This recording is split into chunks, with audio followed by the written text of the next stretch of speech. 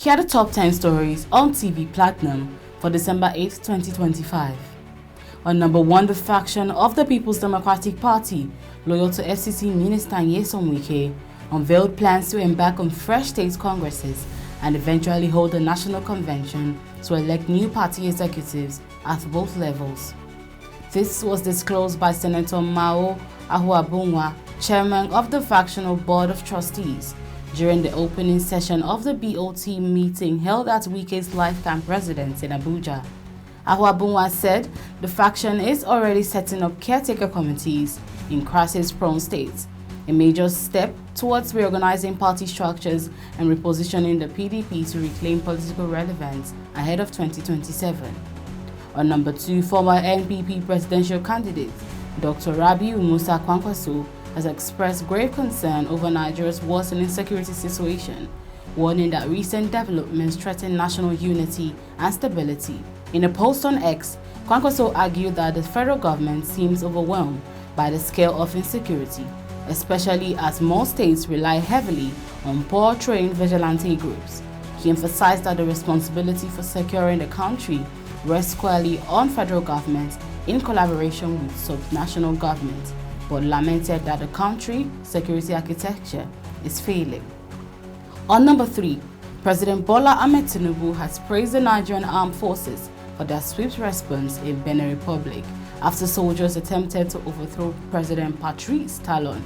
According to a statement by Presidential aide Bayo Onanuga, Benin formally sought Nigeria's military support after coup plotters seized the national broadcaster and announced the suspension of democratic institutions. Tinubu immediately ordered Nigerian Air Force fighter jets to take control of Benin's airspace and assist loyalist forces in neutralizing the mutineers.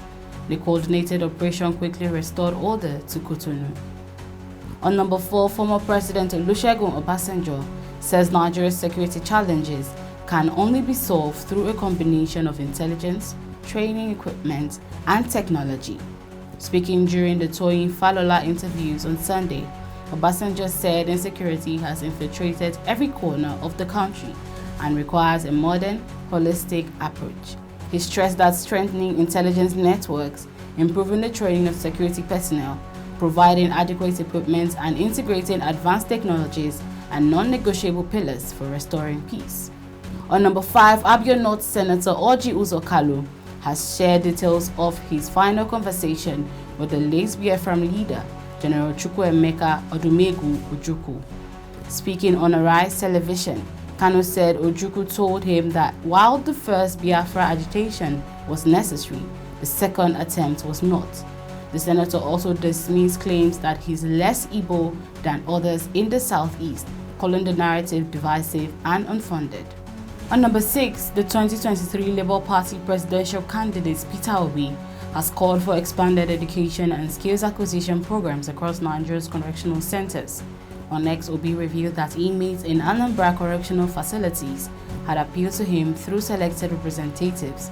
He disclosed that 148 inmates are already registered for upcoming examinations across 4 facilities, Oka, Onitsha, Nnewi, and Agwata, and appealed for support to fund their registration fees and logistics totaling 4.7 million naira.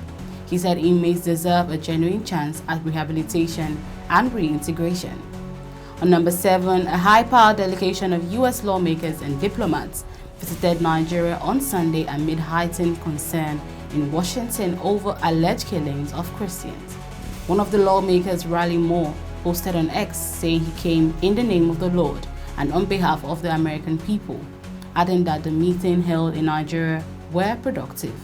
Moore has been vocal about alleged religious persecution and is pushing for a review of U.S. military aid to Nigeria and stronger oversight of American security assistance.